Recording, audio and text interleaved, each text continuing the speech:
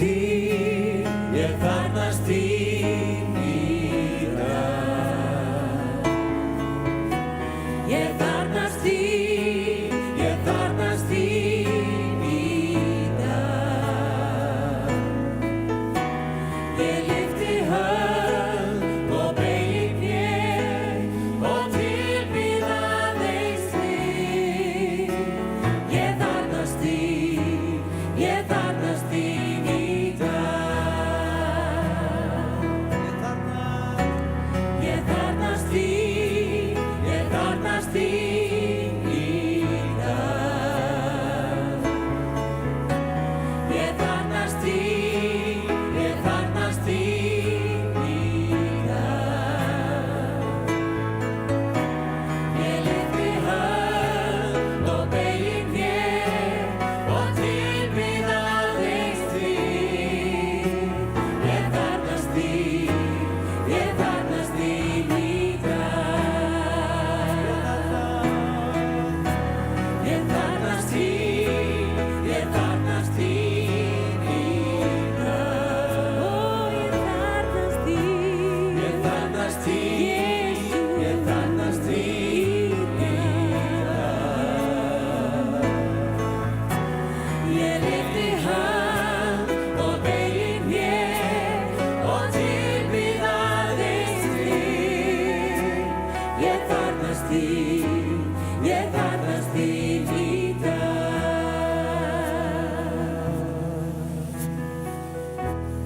Þá höfum við það á hreinu, við erum hér samankomin til þess að hitta Jesú Krist, hitta fólk, vera í samfélagi við Jesú Krist. Og við ætlum að hafa gaman hér í dag. Í dag var gleðidagur fyrir marga, dagur sem er kenndur við göngu mikla sem er mikil gleði sem fylgir henni.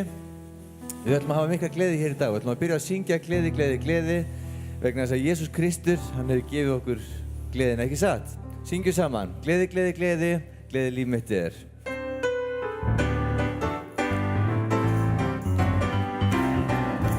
Gleði, gleði, gleði, gleði líf mitt er.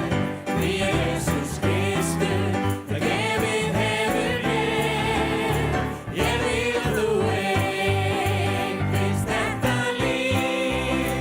Því það er gleði, gleði, gleði alla tíð. Gleði, gleði, gleði, gleði líf mitt er. Því að Jesús Kristur, það gefið hefur mér.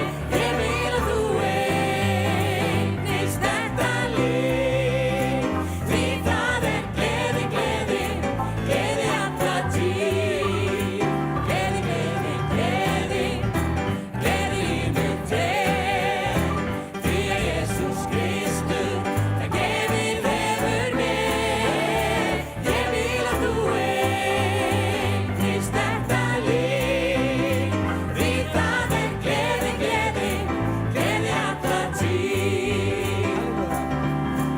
Halleluja, halleluja, halleluja, halleluja, halleluja, halleluja. Halleluja, halleluja, halleluja, halleluja, halleluja, halleluja.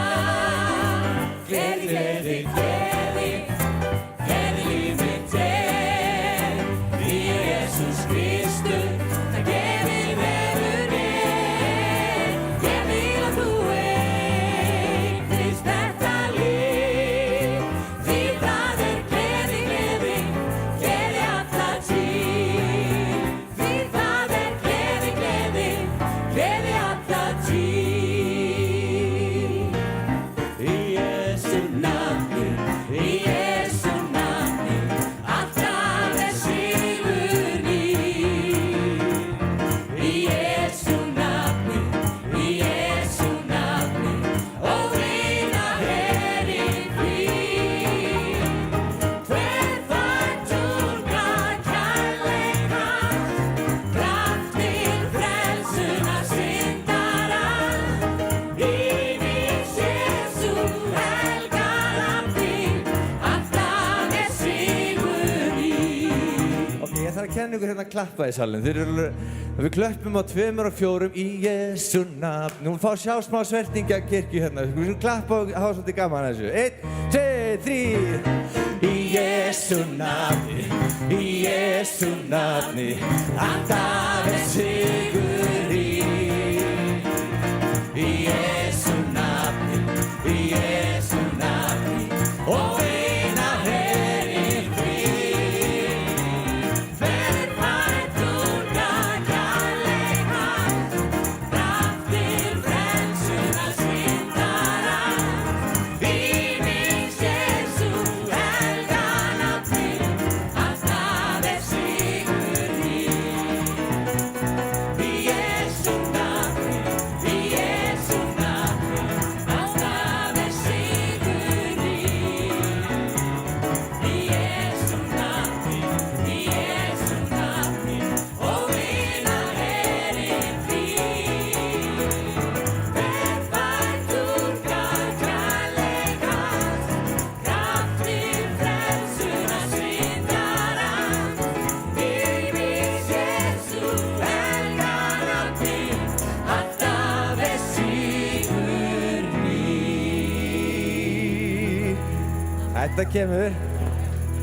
Þetta kemur allt saman. Mörg ár sem við sungum þetta lag, mörg ár. Annað lag sem við langt sem við sungum, vegna þess að þetta kom bara upp í hugum minn í gær þegar ég var að setja upp samkomuna. Látlaust vil ég lofa nafni Jesú. Syngjum saman nafni Jesú.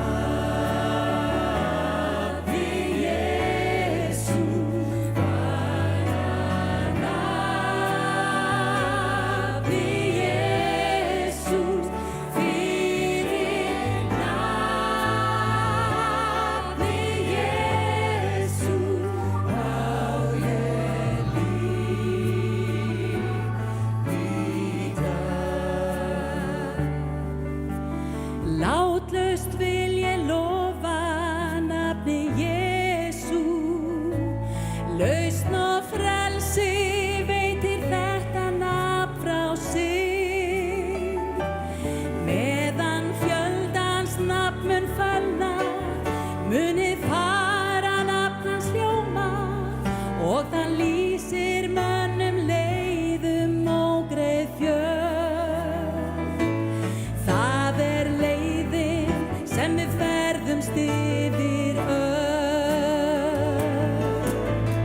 nafni Jesú, fara nafni Jesú, fyrir nafni Jesú á ég líf í dag. Syngjum öll saman, innan skams. Innan skams mun opnast verður hliðið, inn ég geng og lít hans auglið undur blíð. Hann sem Kristur Jesús kallar, komu hans ég þá mun minnast, og á Golgata hann gaf upp anda sig. Svo að gæti ég og þú sem himinn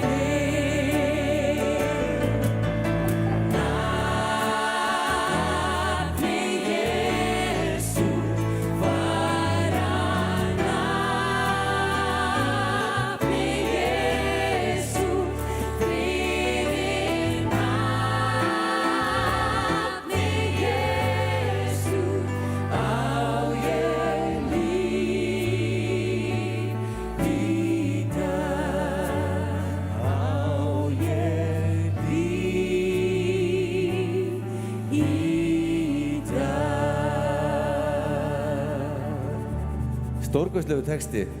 Helgi ætlar að lesa hér í byrjun, við skulum bara standa áfram á meðan til að fá að sitja nógu eftir. Gjörðu svo vel, Helgi. Amen. Nema predikunni sé nógu spennandi að allir standa allan tíman. Það geti einhver sagt, challenge accepted. Við ætlum að lesa úr Efesusbréfinu 3. kafla frá versi 14. Það segir: Þess vegna beygi ég kné mín fyrir föðurnum, sem hvert faðerni fær nafn af á himni og jörðu. Megi hann gefa ykkur af ríkdómi dýrðar sinnar að styrkjast fyrir anda sinn að krafti hið innra með ykkur, til þess að Kristur megi fyrir trúna búa í hjörtum ykkar og þið verða rótföst og grundvölluð í kærleika. Þá fáið þið ásamt öllum heilugum skilið hve kærleikur Krists er víður og langur, hár og djúpur, og komist að raunum hann sem gnæfir yfir alla þekkingu og náið að fyllast allri Guðs fyllingu. En honum sem í okkur verkar með krafti sínum og megnar að gera langt fram yfir allt það sem við biðjum eða skynjum, honum sé dýrð í kirkjunni og í Kristi Jesú öll æviskeið, öld eftir öld. Amen. Amen. Yndislegt að lesa svona yfirlýsingu og bæn sem við getum tekið undir, og þetta ekki hjartast frá okkar allra, að bara eignast meira af Jesú. Að Jesús sé augljóst í öllu sem við gerum og öllu sem við erum. Og það eru nokkur bænarefni, áður en við förum að síðu hvað er framundan. Við höldum áfram að biðja fyrir honum Fredda, bróður okkar. Við báðum fyrir honum í kotinu og höfum verið að biðja fyrir honum undanfarið. Hann er að berjast við krabbamein. Við minnumst biðja fyrir Árna Arabjarnar, vin okkar líka, sem hefur verið að fást við krabbamein og hefur lokið meðferð að hluta til. Það er bara Guð haldi áfram að vinna og þetta gangi allt saman vel, og það eru fleiri sem höfum verið að biðja fyrir, sem við bara höldum áfram að biðja fyrir. Og ef við höfum bænarefni þá má gefa þau til kynna með hægri hönd. Guð þekkir og Guð sér og Guð veit. Og ef það eru þakkarefni þá notum við hina höndurinn líka, því það er svo margt að þakka fyrir. Þannig skulum sameinast í bæn og biðja, og við vitum að Guð heyrir bænir. Drottinn minn, ég þakka þér fyrir að fá mig að koma fram fyrir þig í dag í Jesú nafni. Þakka þér fyrir hvað er yndislegt að fá að tilheyra þér, Drottinn, að fá að vera börnin þín, Drottinn, og þú hefur leyft okkur að biðja í nafni Jesú, að við biðjum í hans umboði, við biðjum eins og hann bæri fram bænirnar sjálfur, Drottinn. Og Faðir, þannig biðjum við í Jesú nafni fyrir honum Fredda, Drottinn minn. Faðir, í Jesú nafni þá biðjum við að þú snertir við honum, Drottinn, að þú gerir hann alheilan, Drottinn, og þú reisir hann fullkomlega á fætur, Drottinn minn. Og Faðir, eins biðjum við fyrir honum Árna, Drottinn minn, í Jesú nafni. Ég biðjum að gefa honum fullkomin bata, fullkomna heilsu, Drottinn minn og Guð, og hann geti þjónað þér áfram af fullri heilsu mörg ókomin ár, Drottinn minn. Og Faðir, þannig lyftum við upp öllum bænaröfnum, það er svo margir sem höfum verið að biðja fyrir, Drottinn, sem eru einmitt að berjast við krabbamein. Drottinn minn, í Jesú nafni, þú getur gert það sem engin maður getur gert. Drottinn, þú getur gripið inn í það sem engin maður getur gripið inn í. Og við biðjum í Jesú nafni, eins og við lásum, þér sé dýrð í kirkju þinni, Drottinn. Gerðu nafn þitt dýrlegt á jörðinni í Jesú nafni. Í Jesú nafni, Drottinn minn, gerðu það sem bara þú getur gert. Og Drottinn, þannig lyftu upp öllum bænaröfnunum bak við uppréttar hendur, Drottinn.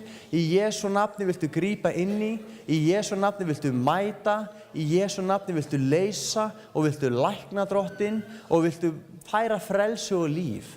Og Drottinn, svo minnist við líka trúsyskin okkar út allan heim, og sérstaklega eins og við heyrum fréttir frá Írak og Sýrlandi, Drottinn, þar sem að fólk er tekið af lífi fyrir að játa Jesú nafn. Drottinn minn, bara í þínu heilaga nafni, við biðjum að þú varðveitir kirkju þína, Drottinn. Í Jesú nafni þá biðjum við að þú bindir enda á ofbeldið, og í Jesú nafni, Drottinn minn, þá biðjum við að þú stöðvir bara þetta óhreina afl sem er þarna bak við, Drottinn minn. Í þínu heilaga nafni, ég þakka þér fyrir það, Jesús, að þú heyrir bænir þinna barna. Þakka þér, Jesús, að þú heyrir óp þeirra, Drottinn, og Drottinn, við þakka þér fyrir að þú ert máttugur Guð, og þú getur gripið inn í og þú getur stöðvað þennan hrylling í Jesú nafni. Hjálpa okkur að gleyma þeim ekki, hjálpa okkur að bera þau upp í bænum okkar, Drottinn, og hjálpa okkur að minnast þess, Drottinn minna, að þetta er eitthvað sem kirkja þín hefur barist við í gegnum aldirnar. Í Jesú nafni þá þökkum við þér og við lofum fyrir hver þú ert. Amen, Drottinn minn. Amen. Og við skulum endilega muna að biðja fyrir kristnum fólki sem verður fyrir ofsóknum. Ég ætla aðeins að minnast bara nokkra hlutir sem eru framundan, þið megið fá okkur sæti. Þetta ekki, það gerir mér stressaðan að sjá okkur öll standa svona og horfa á mig, það finnst mér til að tala svo hratt. að núna þetta hauststarfið að fara af stað, byrjum með krafti bara leið og september byrjar. Okkur alveg saman þó sé óvenju hlýtt fyrir ágúst, við ætlum samt að byrja hauststarfið í september. Og það byrjar auðvitað barnastarfið byrjar aftur í byrjun september. Við byrjum með alfa-námskeiðin og það hefur sýnt sig, alfa áhrifaríkasta verkfærið fyrir fólk að kynna sér kristna trú. Ef þú átt vini, eða ættingja, eða kunningja, eða vinnufélaga, eða eitthvað sem hefðu áhuga á að kynnast kristinni trú og virkilega bara fá að spyrja spurninga og tala, þá alfa besta verkfærið til þess. Og eitt sem hefur boðið upp á þessari kirkju að þú getur gefið fólki gjafabréf á alfa, en við rukkum þau ekki nema það mæti. Þannig þetta pínu svona, hversu mikla trú hefur þau? Þú gefur 100, nei, við gætum þetta að borga það allt. En svona svo þú vitir af því, þú getur spurt það nánara á skrifstofunni. Og síðan ætlum við að fara af stað með krafti aftur, Celebrate Recovery, líka í september. Við kynnum þetta aðeins nánar því sem líður á mánuðinn. Það frábært starf fyrir alla. Fólk oft heldur að þú þurfir að vera að glíma við eitthvað ákveðið til að fara í Celebrate Recovery. Það nóg að glíma við það að vera manneskja. Við erum öll að glíma við eitthvað, við erum öll að vinna úr einhverju. Og þetta bara svona mjög góð nálgun til að færa allt okkar til Jesú, takast á við lífið og okkur sjálf með Jesú. Og þetta miðar að því að gera okkur að heilbrigðum lærisveirum. Það svona loka takmarkið með Celebrate Recovery. Það að verða heilbrigður og heilsteyptur lærisveinn Jesú Krists. Og síðan að þá ætlum við að fara líka af stað með samfélagshópa. Það bara ekki bóka neitt annað í vitu, krakkar. Kirkjan búin að, nei. En við ætlum að minnka annar staðar, en við ætlum að leggja áherslu á þetta. Við ætlum að leggja áherslu á samfélagið gegnum Celebrate Recovery og gegnum samfélagshópa. Og það verður kynnt nánar, en við ætlum að reyna að gera þetta svona einfalt og þægilegt og miðast að því bara við séum öll að byggjast upp, við séum að kynnast og mynda svona bara tengslinnet innan kirkjunar, við séum að kynnast hvert öðru. Og síðan auðvitað 27. september, Kristdagurinn í Hörpu. Og fram að því ætlum við að vera að biðja, þetta bænadagur og miðar að því að ýta af stað svona bænaneti yfir öllu Íslandi. Og það verður kynnt aðeins síðar. En kirkjurnar voru beðnar að halda sérstakar bænastundir fyrir þessum degi svona eftir því sem að nálgast og það verður auglýst síðar. Við sperrum eyrun gagnvart því. Annars ekkert fleira. Annað en það að við ætlum að nota tækifæri núna, við erum að gera það allt í einu, að svo verður nógur tími til að standa í predikunum eftir. Við ætlum að taka fórn eða samskot og ég hef stundum sagt að sérstaklega þegar ég tala í Alþjóðakirkjunni, mér finnst að fyndi að það ótti viðkvæmt þegar predikari fer að tala peningar, einhvern veginn kannast þið það, kirkjur og peningar, þetta viðkvæmt. Og það nákvæmlega ástæðan fyrir því að predikarar þurfa að tala peninga, að þetta viðkvæmt, að þetta snertur okkur. Og við í þessari kirkju við trúum því að Guð hafi engan áhuga á peningum. Heyri amen. Guð hefur engan áhuga á peningum. Hann hefur engin not fyrir peninga. Hann skapaði fullkominn heim og í honum voru engir peningar. En það eitt sem Guð hefur áhuga á. Það hjart okkar. Og Jesús kennir okkur, þar sem fjársjóðurinn þar mun hjartað þitt vera. Og af því að Guð hefur áhuga á hjart okkar, að þá spyr hann, má ég líka komast þarna inn? Viltu líka treysta mér þarna? Get ég fengið að ganga með þér á þessu sviði eins og öðrum sviðum? Og þess vegna gefum við. Og þess vegna biður Guð okkur að vera gefandi. Ekki að því að hann þurfa peningum, ekki að því að hann sé fégráður, hann ekki að því að gera, hann hefur áhuga á hjart okkar. Þannig skulum biðja fyrir fórninni. Drottinn minn, ég þakka þér bara fyrir að þú ert góður Guð, þú ert yndislegur Guð. Og ég þakka þér fyrir eins og við báðum að þú megnar að gera langt umfram það sem við biðjum eða það sem við skynjum. Og Drottinn minn, við biðjum þig vöxt og framgang fyrir kirkju þína á Íslandi. Allir sem boða Jesú nafn að það komi byr í seglin Drottinn og margir Íslendingar fá að kynnast Jesú Kristi sem frelsara sínum, sem Drottinn sínum og sem vini sínum. Og Drottinn minn, nú biðjum við fyrir fórninni sem tekin, Drottinn, ég bið þess að hver einasta króna megi margfaldast ríki þínu til framgangs. Og ég biðji fyrir þeir sem gefa, Drottinn, hjálpa okkur bara að heyra í hjart okkar hvað það sem þú vilt að við gefum. Og ég biðji fyrir þeim sem að upplifa að þeir getið ekki, að þeir hafi þá frið fyrir því að gera það sem þú leggur á hjarta þeirra í staðinn. Drottinn minn, hjálpa okkur bara að vaxa á allan hátt með þér og ég þakka þér fyrir allar leiðirnar sem þú gefur okkur og þetta ein þeirra. Í Jesú nafni gerðu þið dýrlegan okkar á meðal. Amen. Amen. Hversu margir tóku eftir nýja handriðinni hérna fyrir utan? Þau komið inn. Má sjá ekki fleiri? Hvað segirðu? Nokkrir, þið verður að tjekka á því eftir. Það er komið nýtt handrið hérna með krossmarki, með krossi í. Það var tekið samskvættamynd fyrir því fyrir tæpu ári síðan og búið að safna fyrir því og nú er það komið upp. Rétt fyrir verslunarhelgina. Þannig að takk eftir því, þetta er eitthvað sem þið tóku þátt í að safna fyrir. Við ætlum að syngja sálm. Síðasta sundag var sálmasamkoma í Kotinu á verslunarhelgina og þá var þessi sálmi meðal hann sungin. Hafliði valdi hann og mér fannst svo gaman að syngja hann og spila hann að ég vil taka hann aftur hér í dag. Þetta er eftir hana Kristínu Sæmunds textinn og lagið heitir Þið furðar á því hví ég svo fagna himinn glaður. Aftur kem ég að gleðinu og fögnuðinum. Syngjum það saman.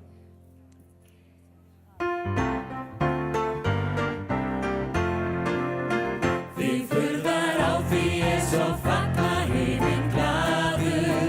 Því fyllt hjartasöng á dimmri jarðarleið. Þótt yfir lífsveginn sem lagður dauðan svaður. Með ljúfri vissu gef ég þér nú andvör greið.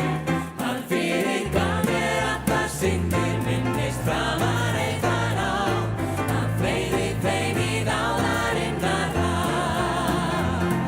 Ég syng sér hvern dag, mitt sælutrungilega, og lofa drottningu sem á mér gaf.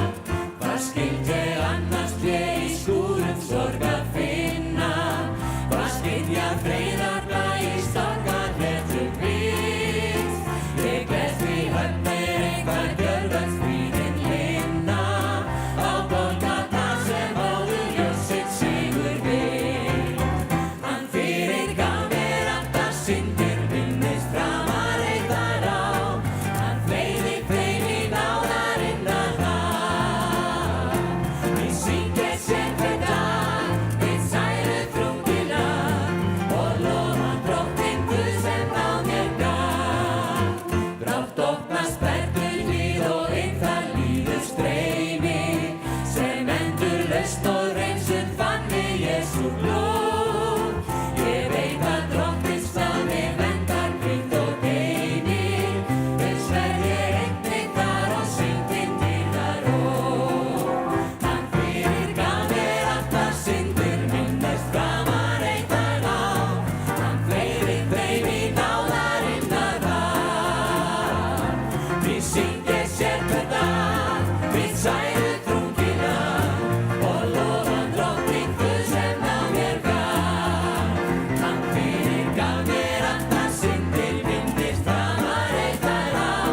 Hann fleygði þeim í dáðarinnar haf. Því syng ég sér hvern dag, mitt sælutrungilega, og lofa drottningu sem á mér gaf. Og við stundum byrjuð að rifja upp lög frá síðustu helgi, þá tökum við eitt hérna annað gott. Þetta er Sirpa, 2 laga. Jesús segir ég send mig og hann hefur sigrað allt í illa. Þemað síðasta sundag var allir sálmarnir voru samdir af konum, ekki satt?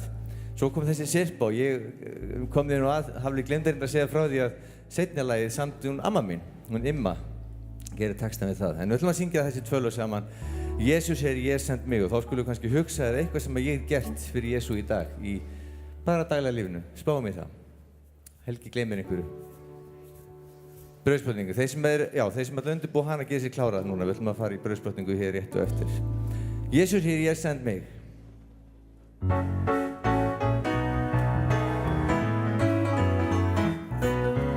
Jesus segir ég send mig.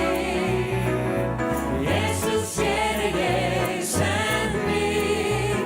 Ég vil gefa þér líf og þjóna þér. Jesus segir ég send mig. Jesus segir ég send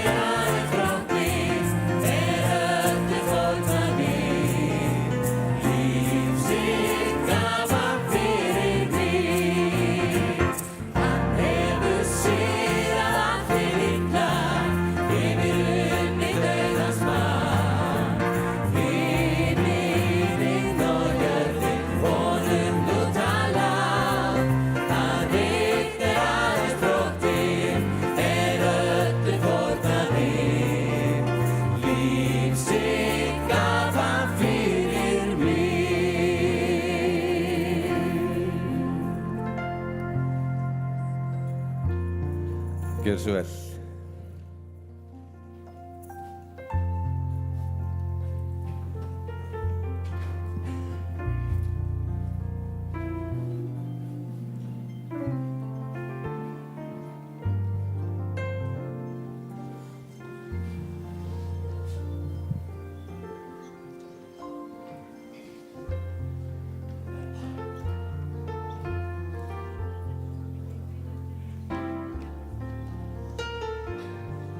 Amen.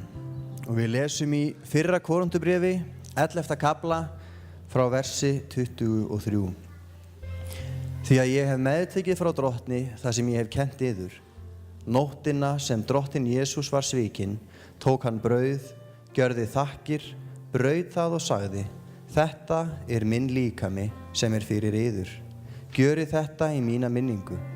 Sömuleiðis tók hann á bikarinn eftir kvöldmáltíðina og sagði: Þessi bikar er hinn nýi sáttmáli í mínu blóði. Gjörið þetta svo oft sem þið drekkið í mína minningu. Svo oft sem þið etið þetta brauð og drekkið af bikarnum, boðið þér dauða drottins þangað til hann kemur.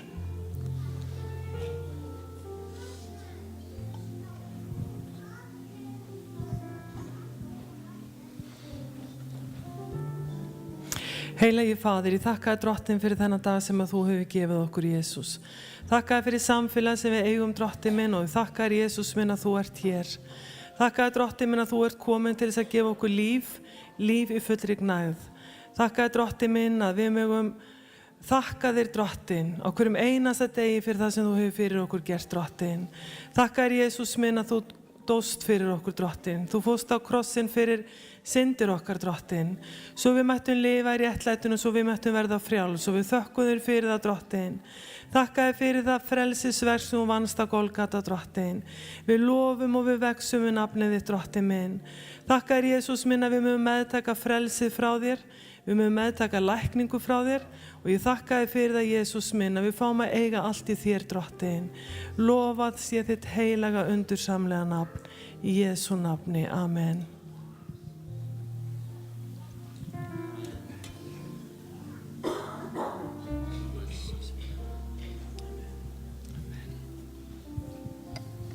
Jesús, ég bara þakka þér fyrir blóðið þitt sem rann fyrir syndir okkar.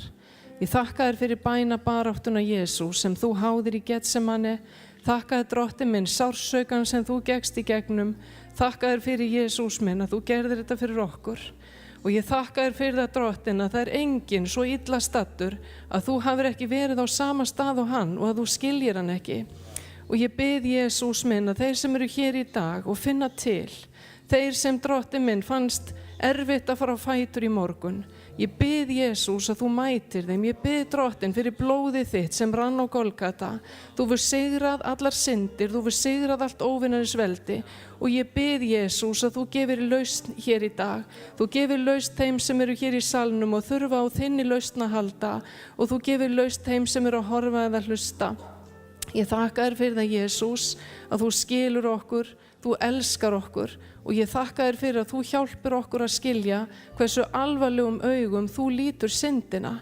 Og ég bið, Jesús, ef það er einhver hér í dag sem er að berjast við að gera það sem rétt er, þá bið ég, Jesús, að þú brjótir á bak aftur vald syndarinnar.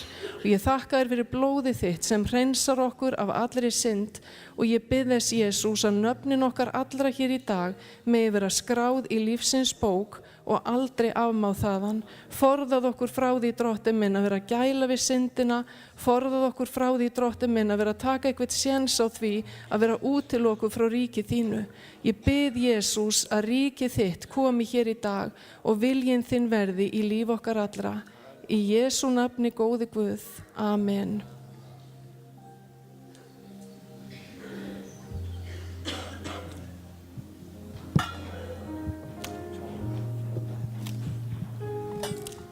Amen.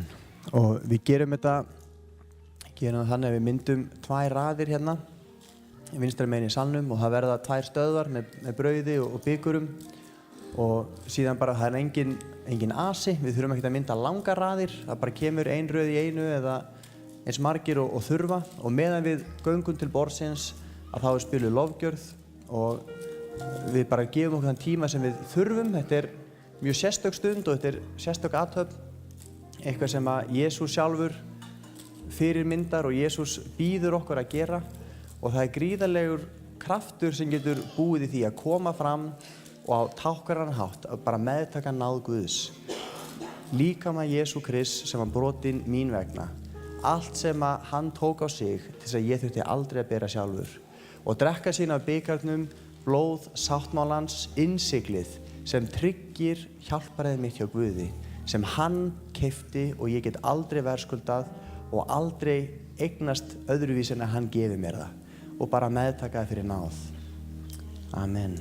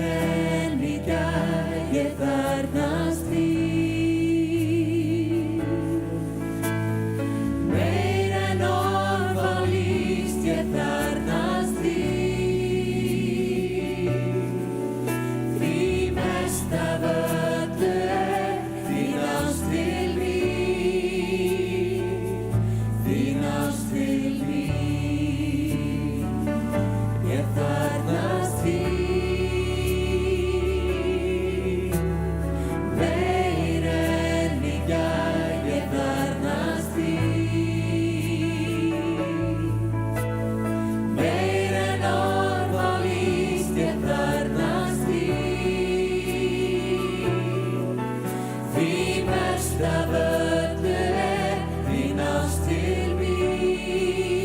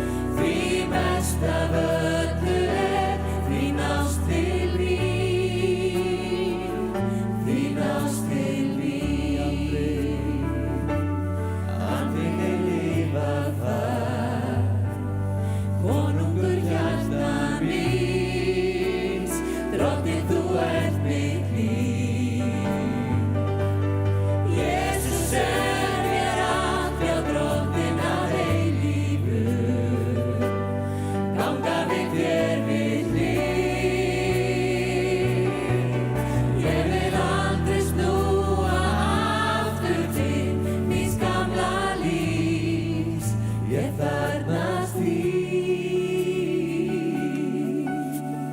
Meir en í gær, ég þarfnast þín.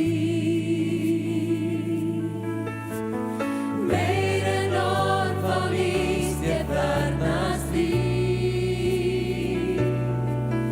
Því mest af öllu þín ást til mín, þín ást til mín.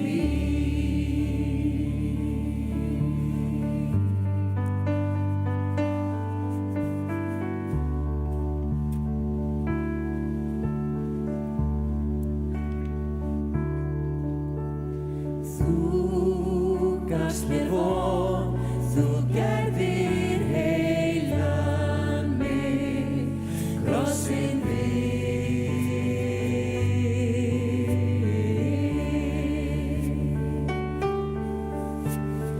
gekkst í minn stað, þú gafst mér þína náð, krossinn þitt þú gafst þitt líf.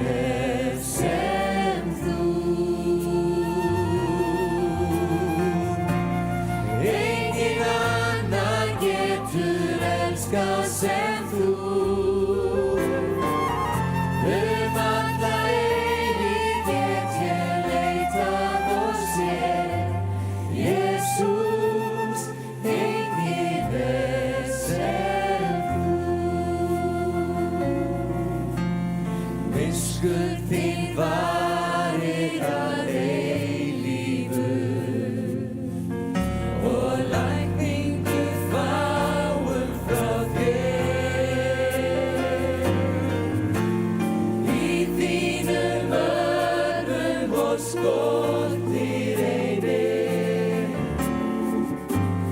Enginn sem þú.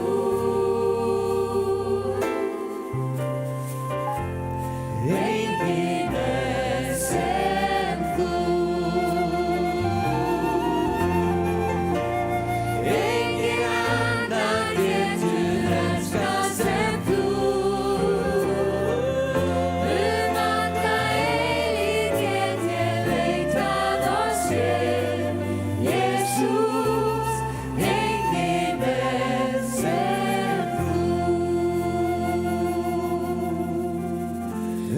Alla eilífð get ég leitað og séð. Jesús, enginn sem þú.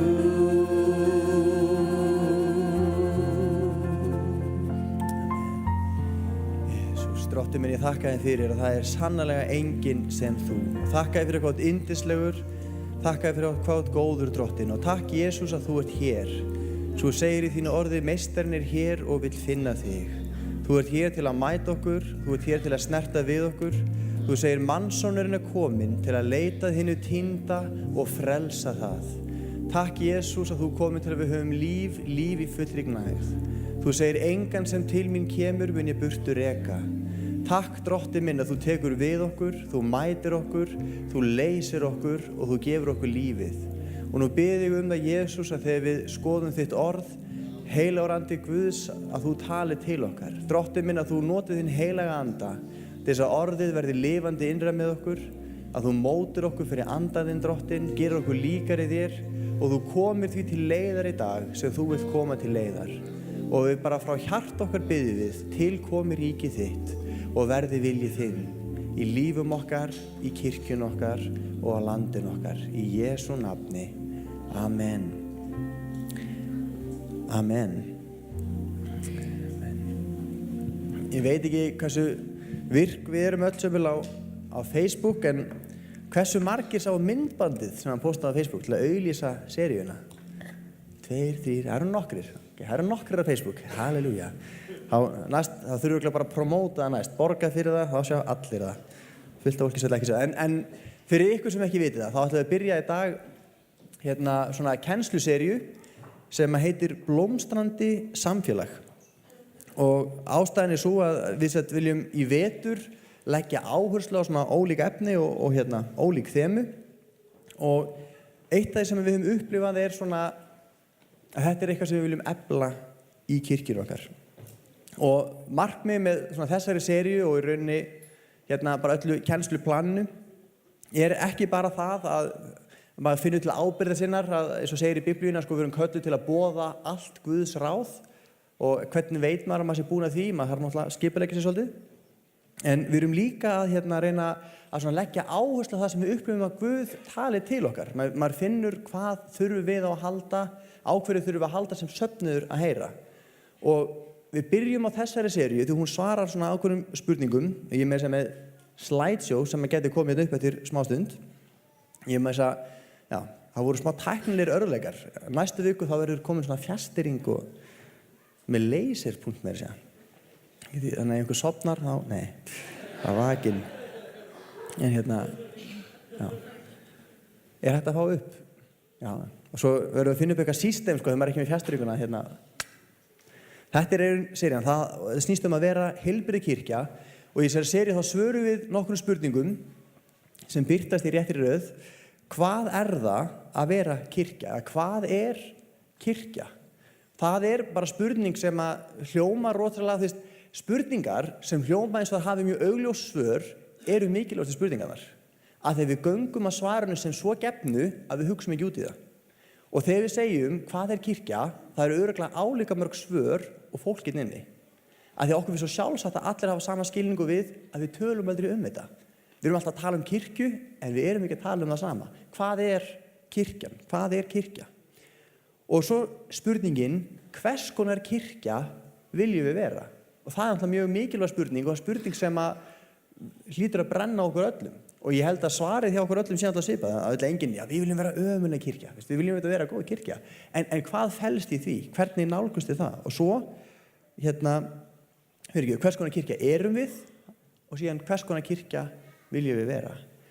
Og að horfast í augu við sjálfum sig hvers konar kirkja erum við, það er kannski erfiðasta spurningin. Hvað er kirkja? Það er svona fræðilegt, það er ekki að tengjast mér, en hvernig er ástandið á okkur? Hvernig er staðan? Og ég held að það sé mjög heilbrigt og mjög gott og maður ósjálfrátt gerir það þegar maður skoðar þessar spurningar. Hvað er kirkjan? Þá þarf maður að skoða sjálfan sig og hvers konar kirkja viljum við vera, að þá líka varpast upp þessi spurning og hver er staðan á mér? Og ég held að við vitum öll hvernig við viljum hafa kirkjuna. Ég held að við vitum allan öll hvernig við viljum ekki hafa hana, eða ekki? Við höfum allan mjög svona sterkar skoðanir af því. En málið það er kirkja, og það er kannski fyrsta skilgreiningin, orðið kirkja merkir samfélag. Kirkja er fólk. Kirkja er ekki stofnun, kirkja er ekki bygging, kirkja er ekki eitthvað bákn. Kirkja er bara fólk. Ég og þú, við erum kirkjan. Og það hvað kirkja er byggist þess vegna á okkar samfélagi. Hvernig við fungerum sem líkami. Ef kirkjan er köld og kirkjan er svolítið þurr og kirkjan er svolítið svona stofnanakennd og kirkjan er ópersónuleg, af hverju er það?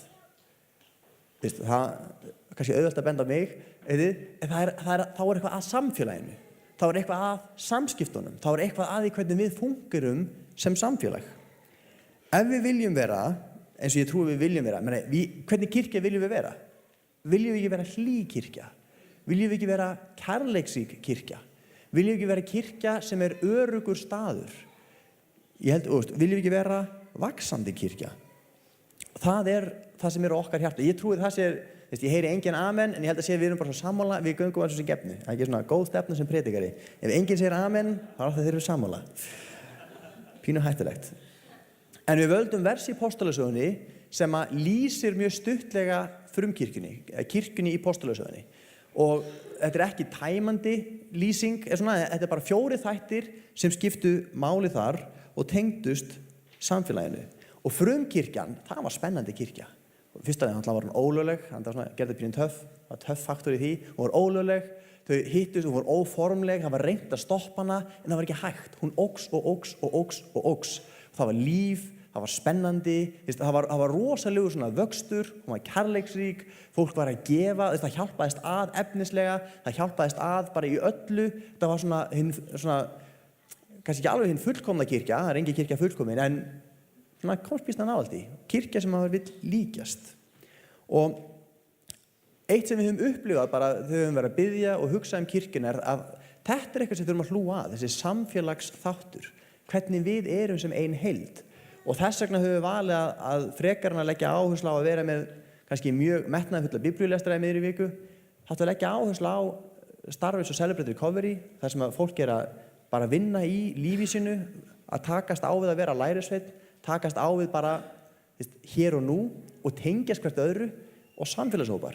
Þar sem við erum að vaxa saman og við erum að byggja samfélag. Þar sem við erum að tengjast og verða þétta netið, þétta raðirnar. Og síðan, og þetta auðvitað líka tengist eins og barnastarfinu, það kynnast börnin öðrum kristnum krökkum, í Royal Rangers kynnastu líka öðrum kristnum krökkum, í úlingastarfinu, að við sem kirkja erum alltaf að tengjast og við erum að eflast og við erum að vaxa saman. Og við höldum, eins og við myndist á áðan eins og með alfa, af hverju virkar alfa svona rosalega vel? Og hvað er það? Af hverju fer fólk 100 sinnum á alfa? Að það er svo gott samfélag. Það er ástæðan. Það er ekki að því að kennslan sé svo frábær og verið heyrin á 100 sinnum. Það er bara svo gott að setjast niður og borða saman með fólki sem er búin að tengjast og kynnast og þið getið tala saman og spurt spurninga og svo vaxið saman og svo stígur inn í kirkjuna og það er ákveðið svona tómarúm. Það er ekki það samfélag. Hvert ferðu þá? Það ferðu bara aftur í samfélagið sem við upplýðir í alfa, skiljiði. Og það er frábært og það er styrkur með alfa og við höfum auðvitað að læra af því og leggja áherslu á það. Þannig við ætlum að lesa þetta margum talaða vers og ég hef svona, ætla að passa að ég sé ekki að tala á lengi hérna. Og versið í Postulasögunni, 2. kafla, vers 42. Og þið getið, og kemur hérna upp. Þau ræktu trúlega, eða trúfastlega, uppfræðslu postulanna og samfélagið, brotning brauðsins og bænirnar. Stutt vers sem við auðvitað að lesa hratt yfir og pæla ekki meira í. Ég á svolítið sögum þessu versi, ég man, þegar ég var í skírnarfræðslu, ég var Hafliða way back when, Að þá tala hann þetta vers, að þetta væri svona ákveðin eins og 4 fætur undir borði sem að við byggjum kirkjuna á, og ef þú tekur 1 fótinn þá verður borðið valt. Og síðan þá hefur þetta vers verið mikilvægt fyrir mér, og ég hef oft svona komið aftur að því og hort á það, og þetta nefnilega ótrúlega margt sem í þessu felst. Og eins og ég segi, þetta vers ekki tæmandi, en þetta samt ákveðin svona, þetta lýsandi, og þessi 4 þættir skipta máli. Og það sem við ætlum að tala í dag uppfræðsla postulana. Við tökum efnin ekki endilega alveg sömu röðu birtast í versinu, en við tökum þetta fennt fyrir. Það þessi sería. Og þegar við tölum uppfræðslu postulana, hvað erum við að tala þá? Það ekki til á YouTube. Við getum ekki bara farið og hlustað á hvað postularnir voru að kenna. Við getum ekki, ég veit ekki, fræðilega séð vakið fyrir dauðum, ég veit það ekki. Beinir eru dreifð í svo margar kirkjur út allan heim. Allan einhver bein. Hvað erum við að tala með uppfræðslu postulans? Hvernig getum við lagt áherslu á það og hvaða máli skiptir það fyrir okkur sem samfélag? Hvaða samfélagslega hlutverki þjónar þetta? Postularnir voru þeir sem Jesús fól sitt kennivald. Hann sagði, ég sendi ykkur út, og postularnir, til dæmis þegar Júdas hafði svikið og hafði tekið sitt líf og það vantaði einn í töluna, að þá var nýr valinn. Og það var ákveðin skilyrði. Hann þurfti að hafa fylgt þeim frá því að Jesús tók skírn og þar til að Jesús reis upp. Orðið vitni að skírn Jesú Krists, heyrt alla kennslu hans og orðið vitni að upprisunni. Þetta snerist rosalega mikið líf, þjónustu og kenningu Jesú Krists. Og Jesús fól þeim vald og sagði, ég sendi ykkur út. Þegar Nýja testamentið sett saman, og mynduna saga þess mjög áhugavert efni og efni í margar seríur, að þá var einn lykillinn af því að bók fengi að vera inni að hún væri skrifuð af postula eða hefði svona eitthvað postulegt samþykki. Til dæmis Markúsarguðspjall, Markús talin hafa verið túlkur Péturs. Matteus, hann sennilega í Guðspjöllunum, einn af postulunum, einn af lærisveinunum. Jóhannes var postuli, Lúkas fylgdi Páli, voru ferðafélagar og það eru postuleg tengsl í þeim bókum sem postular ekki skrifuðu sjálfur. Þannig að kenning postulana, til að gera langa sögu stutta, basically Biblían. Orð Guðs. Þeir ræktu trúfastlega kenningu postulana, kenningu Biblíunar. Þessi predikun fjallar ekki af hverju við lesum Biblíuna eða hvernig við lesum Biblíuna. Fjallar ekki Biblíuna sem slíka eða hvernig hún Guðs orð. Við ætlum ekki að fjalla þann þáttinn þó svo það sé mikilvægt og væri gott að þakka fyrir seinna. Hún fjallar hvernig það lykill að heilbrigðu samfélagi að rækta trúfastlega uppfræðslu postulana. Og það sem mikilvægt í þessu versi að það segir okkur að þau ræktuðu saman uppfræðslu postulana. Þetta var eitthvað sem þau komu saman og þetta var eitthvað sem þau gerðu sem samfélag. Ég man kannski aldrei hversu vel fólk, ég veit ekki hversu vel fólk man það sem ég predika, en daginn þá vorum við að tala svo menningu. Hvað menning? Hvernig myndast menning? Og menning myndast þannig að það eru ákveðin grunngildi sem allir sameinast og út frá því vex menningin. Það einhver gildi sem eru svo sjálfsögð að við tölum ekki þau. Það einhver gildi sem eru svo sjálfsögð að það má eiginlega ekki storka þeim, það má ekki tala gegn þeim, þetta það eru allir sammála þetta. Út frá því spinnst menningin. Og þegar kirkjan kom saman, þá var þetta sett í kjarnan. Þetta var miðpunkturinn. Þau komu saman og þau voru að tala hvað segir Guðs orð. Hvers konar persóna Guð. Hvað segir Guð þetta? Hvað segir orðið þetta? Og út frá þessu spratt menning. Út frá þessu spratt kúltúr, það spratt samfélag. Þannig að það sem mikilvægt það að það sem gerir samfélagið sterkt að það sé sameiginlegur grundvöllur. Að það sé þungamiðja sem óumdeild og allir geta sameinast Þó við séum ósammála margt, til dæmis, ég man ekki hvað frétt að vera, þegar fólk gerir samninga, til dæmis bara, þeir átt að gera iSafe samningin, þó svo hann hefur verið feldur. Liður í honum var, ef við verðum ósammála eitthvað þessu, þá þið vísað til þessa dómsvalds. Fólk verður allavega sammála hvar úrskurðarvaldið liggur. Við vísum því þangað. Hafið ekki heyrt þetta í svona samningum? Fólk gerir samninga, ágreiningsmálum verður vísað hingað og við munum öll lúta því. Biblían þannig. Þegar við erum ósammála, allavega þá leitum við hingað. Þetta viðmiðunin, þetta það sem við horfum á. Og þetta alveg eins og, mér finnst það svona, ég hugsa svolítið myndrænt, þetta alveg eins og sólkerfi getur ekki fungerað nema þessi sól í miðjunni. Að sjálfsögðu þessi sól í okkar sólkerfi Jesús, en orð hans það sem fræðir okkur hann og svona leiðin til hans. Þannig ef við ætlum saman í ferðalag, þá skiptir máli að við séum allavega með kort af sama landi, eða ekki? Við séum helst með sömu mæli einingarnar. Við séum allavega ekki einn að taka í kílómetrum og hinn í mílum. Hvað langt? 10. 10 metrar, 10 kílómetrar, 10 mílur, 10 sjómílur. Að við séum að tala sama málið. Og það það sem Biblían gerir. Kenning postulanna þessi sameiginlegi grundvöllur, það sameiginlega viðmið, þetta sem við öll lútum. En áskorunin svolítið þessi fyrir okkur, í okkar samskiptum, í okkar daglega lífi, í hvernig ég tek ákvarðanir, Biblían þessi sameiginlegi flötur? Kenning postulanna eitthvað sem við erum einlæglega í sameiningu að leitast eftir? Leitast ég við því að láta Biblíuna móta mínar hugmyndir og mín gildi, eða leitast ég við að tróða Biblíunni inn í mínar hugmyndir og inn í mín gildi? Og þetta eitt af því sem að síðast ekki náttúrulega kvótmundur heldur, síðast Paul Weaver var hérna, og þá tala hann mikið Guðsríkið, og mér finnst það svo gott að því ég þekki það, ég starfa í alþjóðakirkjunni sem að margar menningar koma saman, þá tala hann að áskorunin að mynda menningu Guðsríkisins, hún kristallast þar. Þegar fólk úr ólíkum menningarheimum, við pælum ekki í því hér, menning það sem þú sérð ekki, menning það sem þú tekur sem sjálfsögðum hlut og þú pælir ekki í, auðvitað sofa börn út í vagni. Nema þú ferð í New York og setur vagnin fyrir utan kaffihús og allir komin einhverjum lögregluþjónar eitthvað, og þú bara handtekinn, það ekki menningin hér að skilja börn eftir ein úti, úps, þessar hlutir sem við bara pælum ekki í, svo sjálfsagðir. Þetta kristallast þegar fólk úr ólíkum menningarheimum kemur saman til að gera hvað? Til að vera kirkjan. Og þá kemur, við tilbiðjum Guð svona. Svona átt að biðja. Samkoman á að vera svona löng, eða svona löng, eða svona löng, Þá kemur þetta fram. Erum við virkilega að mótast af orði Guðs, eða erum við bara málaði með okkar litum? Erum við að móta okkar eigin menningu, eða Guðs ríkið virkilega það sem við erum að leitast eftir? Það sem svo auðvelt fyrir okkur að gera, og hérna kemur áskorunin, það svo auðvelt að gera Biblíuna að fræðiriti. Biblían er svo alfræði orðabókin.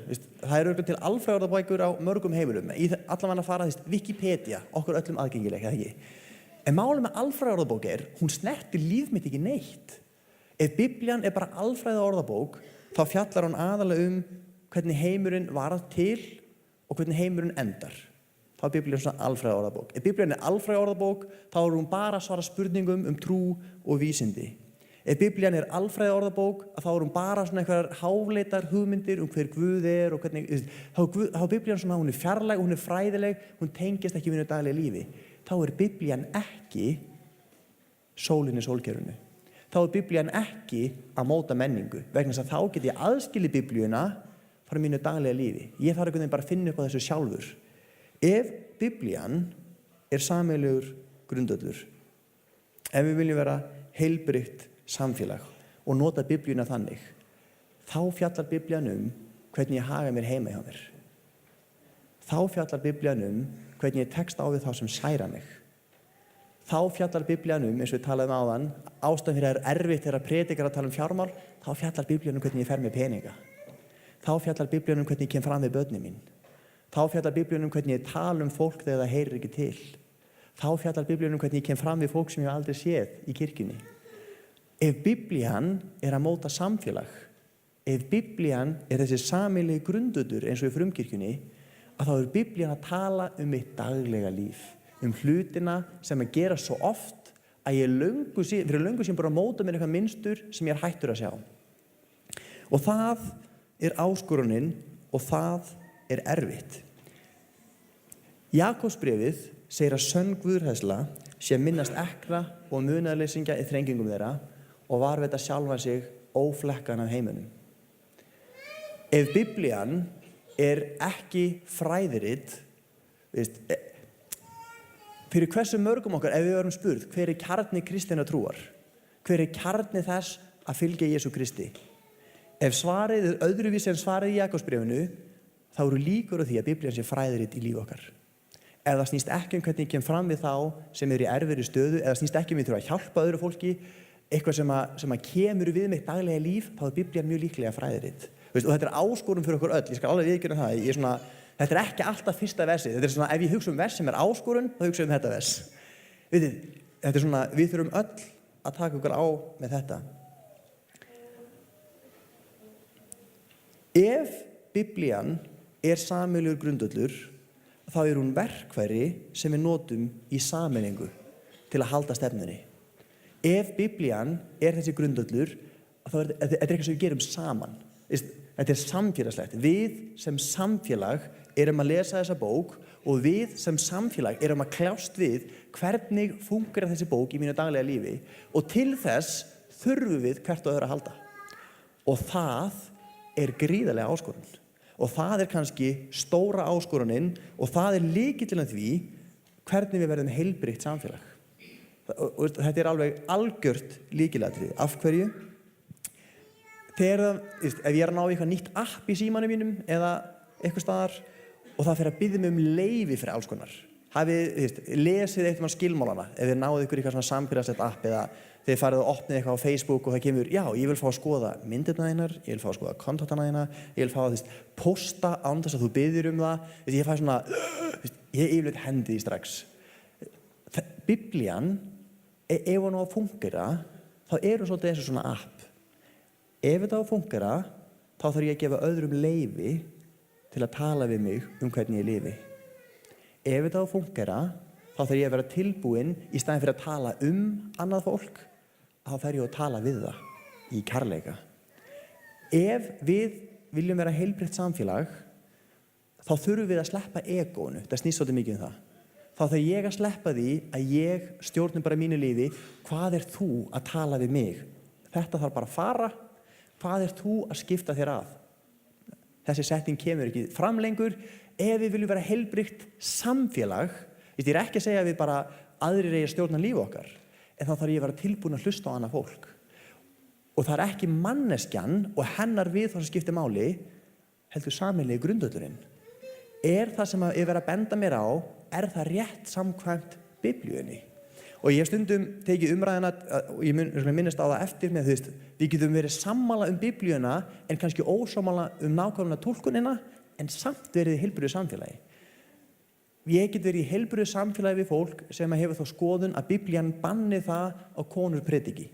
Ég ósammála þeim og ég hef mín rök fyrir því, en ég get séð það ef fólk í einlægni bara þetta þeirra skilningur á Biblíunni, og þá ætla ég ekki að amast við því. Það kannski erfitt fyrir okkur alltaf saman að raða niður predikurum, skiljiði. Það kom upp nökrar. En málið það, ég ber virðingu fyrir Biblíunni og því að þessi manneskja í einlægni að leitast við að lúta henni. Eitt af því sem fólk segir, já, þetta að því að þú mátt ekki, konan má ekki taka sér vald yfir manninum, sem þýðir það að þegar þú predikar, þegar ég predika, ég tek mér ekki vald yfir einum eða neinum. Ég beygi mig undir Biblíuna. Það predikun. Ég predika það sem Biblían segir og þess vegna upplífi ekki að ég sé að setja eitthvað fram. Ég bara segja það sem Biblían segir. Vitið þið? Og þess vegna erum við sammála. Kirkjan snýst ekki að allir séu sammála því sem Helgi hugsar. Þetta bara Biblían sem við lesum og Biblían mælikvarðinn. Og þannig mótum við samfélag. Og þetta snýst þess vegna og það kannski svona kjarninn sem ég reyna að koma að við séum samfélag sem tilbúið að taka leiðsögn. Við séum tilbúin að læra af öðrum og við séum tilbúin að breyta líf okkar þegar við sjáum að við höfum haft rangt fyrir okkur. Og það í rauninni, flókna orðið, fræðilega orðið bara iðrun, iðrætti samfélag, alltaf tilbúin að breyta stefnu, lagfæra kúrsinn, fara rétta leið. Til þess að þetta virki, þá þarf ég að leyfa öðru fólki að tala inn í líf mitt. Ég þarf að taka vel á móti því þegar fólk kemur með ábendingar það sem betur fara og ég þarf að elska náungan nógu mikið til þess að sko, þegar ég sé einhvern annan vera að fara ranga leið eða gera eitthvað sem bara vitleysa, að ég sýni nógu mikinn kærleika að ég fara og segja, heyrðu, ég held að þetta sé ekki rétt. Og svo getum við talað saman hvað Biblían segir það. Og eins og ég myndist á þann, og það verður þannig, í heilbrigðu samfélagi, að það verða ólíkar skoðanir. Það er ekki yndislegt. Fjölbreytileiki, það er ekki yndislegt. Ólíkar skoðanir, og við getum haft ólíkar nálganir á Biblíuna. Við getum haft ólíkan skilning á vissum versum. Og fyrir mér, það truflar mig ekki að ég horfi yfir þennan sal að það séu svona 50 ólíkar skoðanir hvernig heimurinn endar. Það er bara allt í lagi. Hann endar einhvern tímann og það kemur ljós hver það er rétt fyrir sér. Og það mun engu máli skipta því það er heimurinn eitthvað sem er búinn. Það eru örugglega ólíkar skoðanir á ótrúlega mörgu. En ef við erum sammála að Biblían sé mælikvarðinn og viðhorf okkar byggjast í alvörunni á Biblíunni og þetta eru svona túlkanir sem heilbrigð skynsemi og sjálfsgagnrýni raunverulega leyfa, að þá getum við haft ólíkar skoðanir, þá getum við haft ólíkar nálganir, þá getum við haft ólíka guðfræði á ýmsu leyti, en við getum verið sammála mælikvarðann. Þannig að Biblían, hún sameinar okkur þó svo að túlkunin geti verið ólíkt. Þannig ef við sameinumst þetta, svona svo ég summeri þetta, ef við sameinumst þetta, hvers konar samfélag skapast? Það er rosalega stórt skref og þetta er stóra áskorunin í dag. Þetta er meira en að segja það, að opna líf sitt fyrir tilsögn. Ástæðan fyrir því að frumkirkjan var svona heilbrigð var svo að þar var fólk sem var tilbúið að taka tilsögn. Það gaf hvert öðru leyfi til þess að tala inn í líf hvers annars. Það gaf hvert öðru leyfi til að horfa og gaggrýna, rýna til gagns, sjá, koma með uppbyggilega gagnrýni, uppbyggilegar ábendingar, kannski stundum þungar ábendingar, en í kærleika. Og hvað köllum við það þegar fólk er tilbúið að hlusta á gagnrýni og taka henni ef hún reynist réttmætt? Hvað kallar við einstakling sem að færa á sig gagnrýni, færa á sig tilsögn og hann ekki bara hlustar, hann þakkar fyrir? Köllum við það ekki auðmýkt? Hvers konar samfélag verður við? Við munum einkennast að þið vera auðmjúkt samfélag. Og auðmjúkt samfélag er vaxandi. Af því við getum lært af hverjum sem er. Við getum lært af öllu, við getum tekið því sem gott er og skilið í burtu það sem ekki er gott.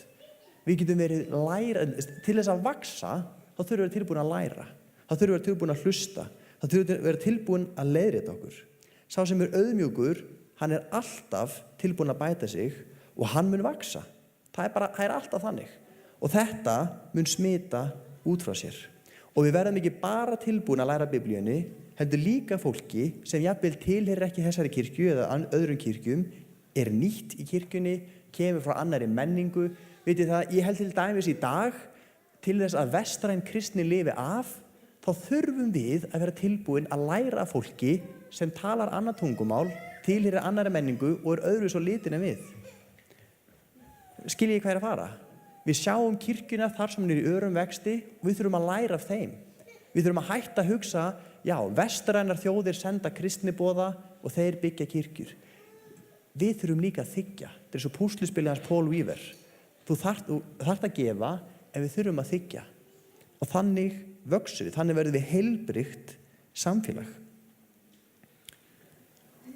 Og ef við erum auðmjúk, þá þurfum við ekki að hræðast það sem er nýtt eða öðruvísi, þá getum við hlustað á allar hugmyndir. Af hverju? Af því við höfum fastan punkt í tilverunni. Við höfum örugt viðmið. Við þurfum ekki að hræðast nýjar hugmyndir, við þurfum ekki að hræðast nýjar leiðir. Af hverju? Af því við getum alltaf horft á viðmiðið, á sameiginlega grundvöllin, á sameiginlega kjarnan og miðað allt út frá honum. Vegna þess að ef við höfum svona fastan punkt, þá vitum við svo innilega hver við erum. Þá höfum við heilbrigða sjálfsmynd. Þá höfum við heilbrigðan skilning á því hver við erum. Við erum kirkjan. Við erum líkami Krists á jörðinni. Við erum samfélag sem sameinast Jesú Krist. Og við höfum það markmið að sem flestir fá að kynnast honum. Og við trúum því að það sé eina leiðin til þess að verða heilbrigð, svona fullgerð manneskja. það sé að mynda sér tengslu við Guð.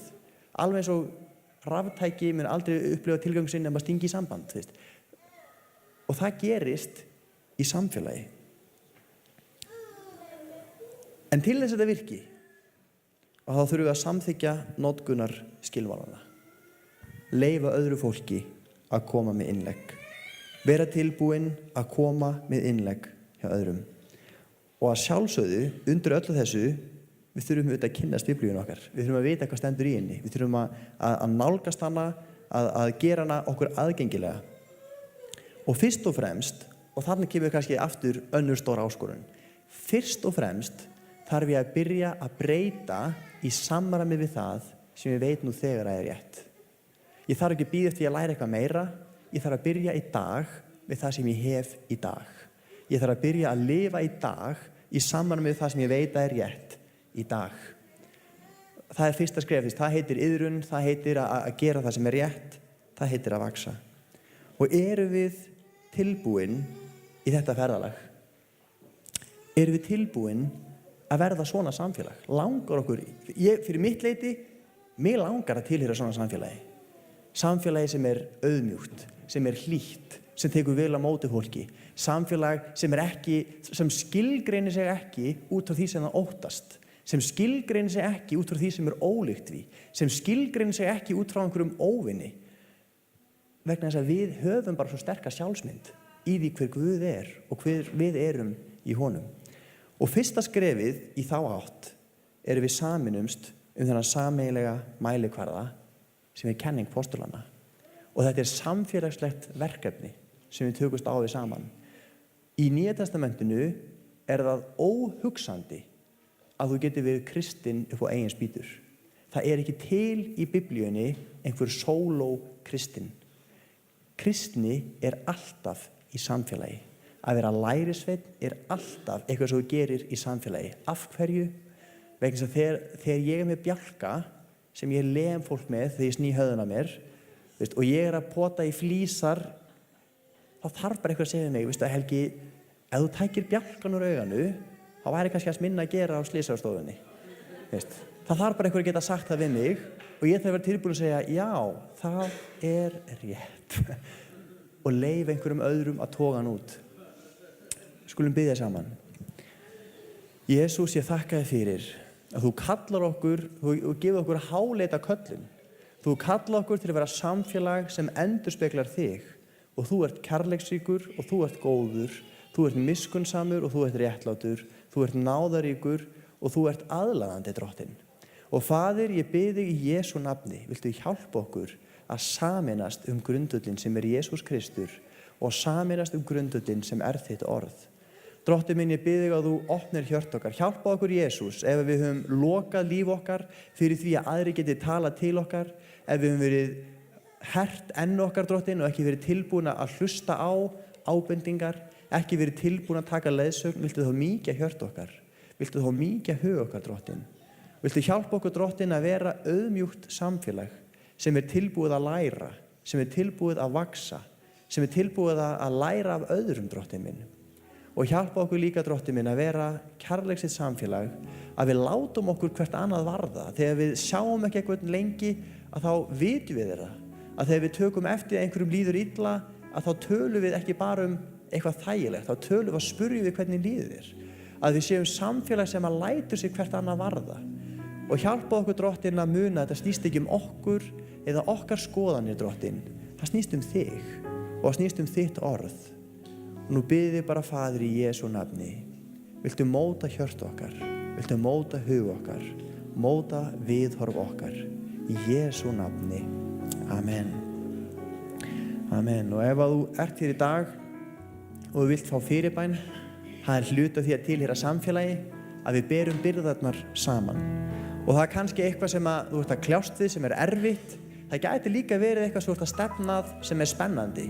Og þú vilt bara fá fyrirbæn, einhver biðji með þér og standi með þér, þá eru velkomin að koma inn í hliðarsalinn og það verða fyrirbiðjendur tilbúnir. Og annars er þið frjálst að vera þess áfram og lofa Guð, eiga samfélag þannig. Og eftir samkominni formlega líkur, þá er kaffi hérna niðri og samfélag. Jatan er lokuð, það eftir að pakka upp eftir góðmót. En tökum þessari áskorun. Við skulum leitast við að vera heilbrigt samfélag. Amen.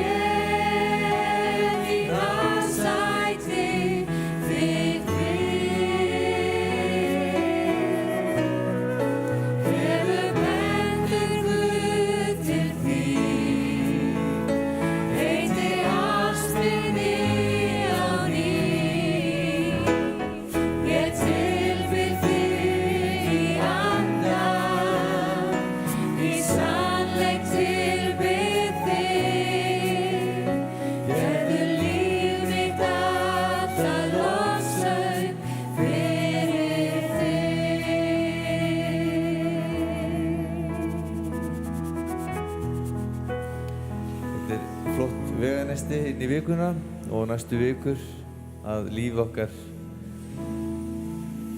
sé fullt af lofsöng til Guðs og líf okkar endurspegli Jesú Krist eins og Helgi talaði hér áðan. Syngjum eitt lag hér í lokin áður við förum niður, endum á þessu lagi hér í dag. Hann gefur frið. Hann gefur frið.